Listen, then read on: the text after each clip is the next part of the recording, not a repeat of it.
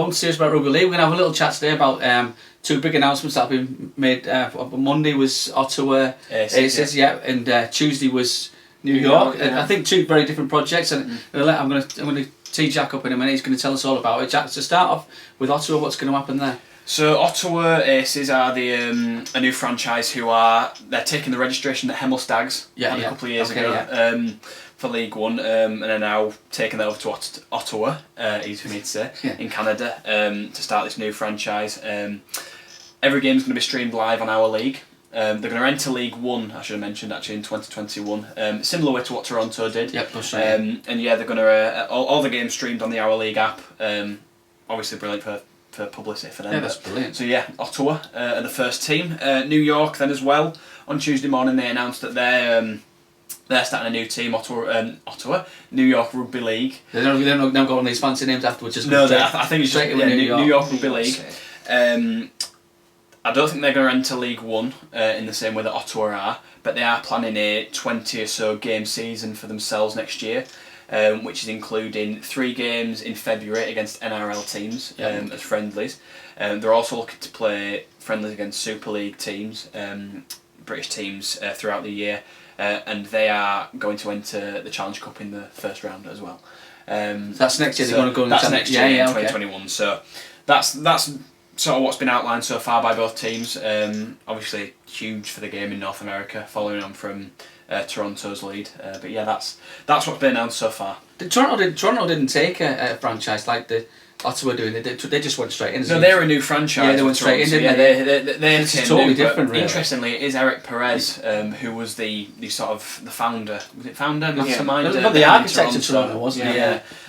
It's him who's behind the whole the Ottawa move, the Ottawa franchise. Do we know about the funding for obviously the smaller teams in League One, part-time teams going over there? Do we know? Is this going to be the same arrangement as what was with Toronto? I don't think they've announced the proper structure and the funding just yet in terms of travel and stuff. But you would imagine, with it being Eric Perez and with it being a similar setup to Toronto, that they would get similar treatment. I'd imagine there will be a certain funding for teams to go away to Ottawa when they play the away games. So New York then they look a bit like they're going a bit more global. They want to take on teams from the NRL. It seems well. Interestingly, those 3 games that they're going to play, hopefully against NRL teams in the February, are going to be at Red Bull Stadium. Also the Red Bull Arena in New York, which is also where New York Red Bull's football the MLS team. Yeah, exactly. That'd be really good. Yeah. Oh, it's a huge stadium. Yeah, it's a huge stadium that garners thousands and thousands of supporters for the football team. So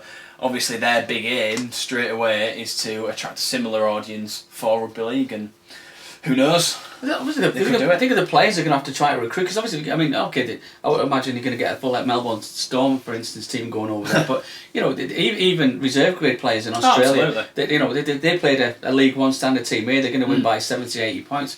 You wouldn't think the locals would want to see that. So it'll be interesting to see what what develops in that sense. Who they're going to play. If we're talking an NRL, Super League team, etc. I think as well who they'll recruit to play for them. We saw when Toronto came in, they started making sort of drip feed announcements. As the year went on, several players from the Championship, a couple of guys from Australia. We saw Blake Wallace, who's still there.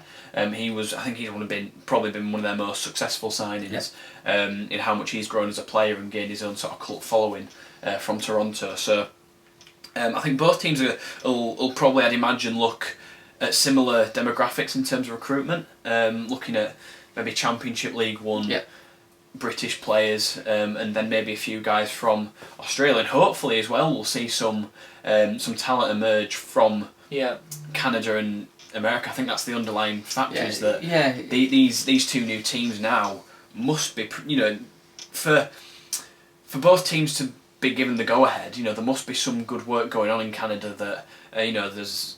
We see bits and bobs from Toronto and the effect they're having, but these 2 teams will no doubt just increase that viewership and that allegiance to rugby league that hopefully the Canadians and now the Americans will be jumping on board. I think the big thing for Ottawa is, you say it's different, but it's obviously similar to what Toronto have done. They're entering League One, and I think the advantage they have is they can obviously see what has and hasn't worked for Toronto, and they can work out, well, look, I think one of the big criticisms of Toronto now is, I mean, they're in Super League, they're getting beat most weeks, and they don't have any Canadian players, and it's kind of few people looking on. Yeah, it's a long-term thing to grow the game in Canada, but it would be nice if Ottawa brought through, especially in League One in the early days, to gradually build up, and I think that's what Eric Perez has said. He said previously that, look, this is going to be a gradual build. We're not just going to catapult ourselves to Super League like Toronto have done. We're going to build it up. We're going to bring through a few of our own and see how that goes. And I think for New York, it wouldn't surprise me if they get the NRL teams to go over there. They'll be like, look where you are. You're in the most famous city in the world. Exactly. It's very exciting. Fancy coming to it's play so over exciting. I mean, it really is. I can't remember who said it now, but a while ago there was. It might actually have been Brian McDermott, I think, who when he was defending Toronto and saying that rugby league, as for years sort of had this one-dimensional view that there's teams from the north of England all playing against each other, and that in itself is not going to attract a global audience. No one knows in America or I don't know, China, Russia, etc. No one knows where Wakefield is. No offence to the the smaller town clubs, because they're so important for the game, just as much as the bigger city teams are. But no one knows where Castleford is, or little Salford, for example, places like that.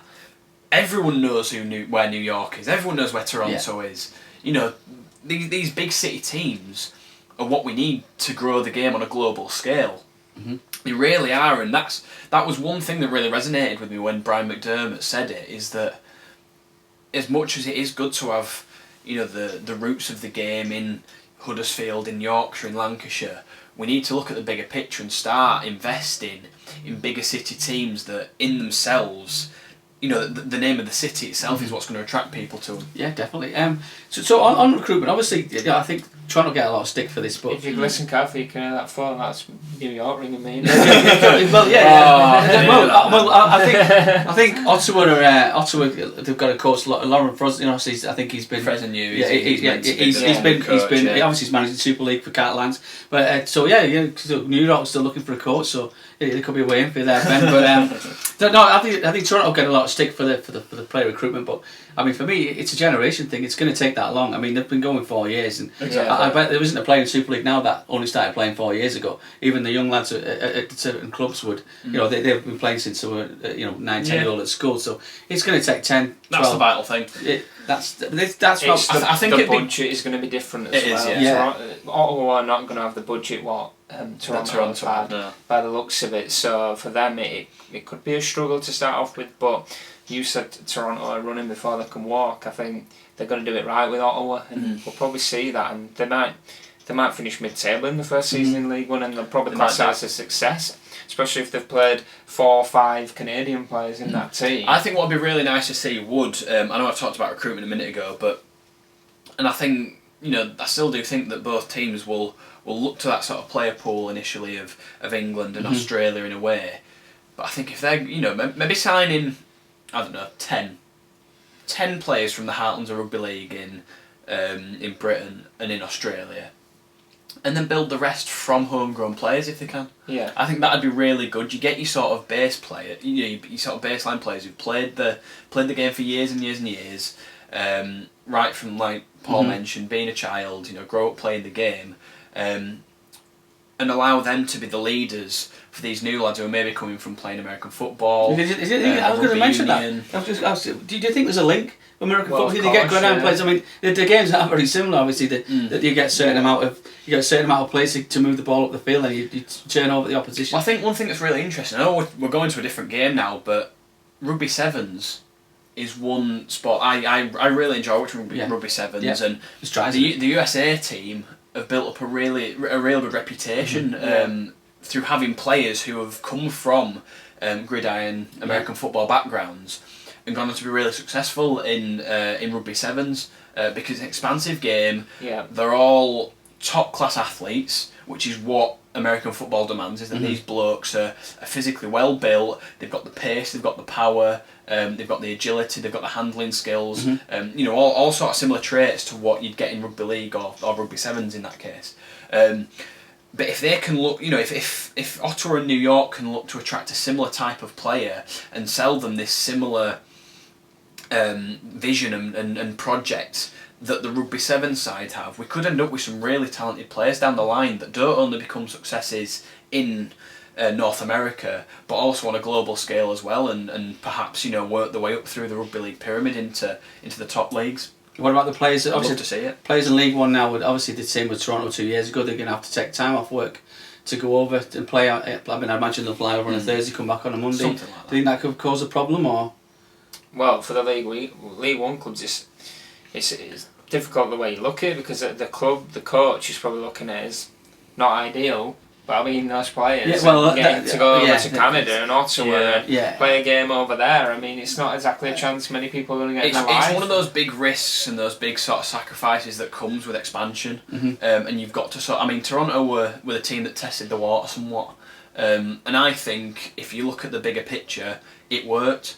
You know, you had teams going over, having a lovely couple of days in Toronto. You know, there were some logistical difficulties. I think there were a fair few clubs that experienced problems with players literally at the airport. You know, players turned up to the airport. I think it might have been Swinton, and players couldn't travel. And certainly some teams who, you know, like we mentioned, obviously that's a part-time environment. You've got players who do have other jobs that they can't get time off work for, and so couldn't travel. So teams were travelling light and didn't have the best team out, and so couldn't give the best account of themselves and stuff like that. But as a project, and you know, in order for us to expand as a sport, you've got to take these sort of little risks, I think, and make certain sacrifices to you know, to better the game as a whole. You know, I don't think any one team is bigger than the game, but if you've got three teams, including Toronto, that can increase the profile of rugby league on a global scale and really launch the game in South America and North America rather, then it's worth taking the risk and making those little sacrifices. I hope you haven't put the idea of South America in someone's mind. I know, the teams in Chile, Latin heat. Chile shirt. There you go. Down there. There you go. It's so got the so I mean, you know, they could be next in League One. You never know.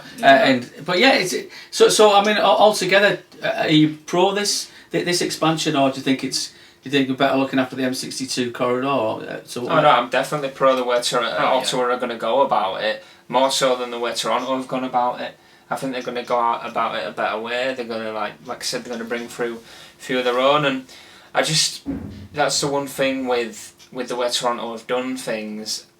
I'm still not entirely sure whether some of the big name signings they made in the championship were absolutely necessary. I think it was a bit of an experiment, wasn't it? It was a bit of you know, they are trailblazers after all, Toronto, and I think they'd probably admit themselves, you know, the guys behind the scenes, that they've made some decisions that perhaps didn't go so well, some that have really benefited them, and but I think, like you mentioned earlier, Ben, Ottawa have now, you know, they've got Toronto that they can learn from. You know, they've got a team that have already done what they're trying to do.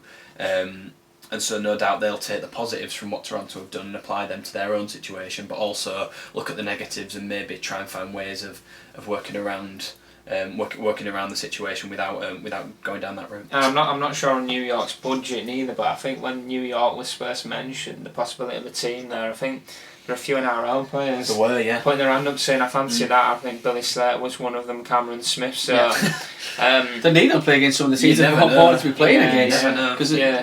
But I think those teams you're about to playing against, those NRL teams that are going over there, probably won't be the first team of, say, for example, Canterbury Bulldogs. No. But it's like that those fringe players who might not make it at the Bulldogs have been over to New York. New York might say, well, look, fancy coming over. Well, that's it. There's the prospects of partnerships with clubs and and sharing players. They're going about the right way in New York as well. There's so much that they can do, and I just think this is so exciting. I mean, I think with Toronto in the past 4 years or so, we've experienced a real shift in the way that rugby league is running and the way that the sport is going. And there's been a bit of a bit of a clue, a bit of a teaser as to where the sport's future lies, and this for me is just the next step, and it's so exciting, so exciting. We're gonna have to have a talk in one day about where we think the game's going, and obviously the 12-team Super League. We've got teams from Toronto and Ottawa. I think people diss Toronto, but the fact that just to have players like Sonny Bill Williams playing in the Super League is fantastic. So I think this Ottawa thing, I think the games are going to be a bit more competitive. Obviously, when Toronto played in the League One, they were winning 70-18 every week. It sounds, so I think the way this is sounding, that these games are probably going to be quite competitive. Hopefully, yeah. Like we've said, hopefully they will look at the player pool in Canada and the USA and try and bring through players that are homegrown and just try and increase the player pool overall and try and get more people playing the game over there. So that's what we can hope, and that's certainly what Eric Perez has said is likely to happen. So and he was in the right place in Toronto. He knows exactly what went wrong, what didn't. Exactly. So like I say, that's what the guys think. Sorry, we are all pro expansion, mate. Appreciate that. So obviously you guys might think something different. So we'd love to hear any comments. Are all valid. Like, subscribe to the page. Let us know what you think, and we'll see you soon. See you later.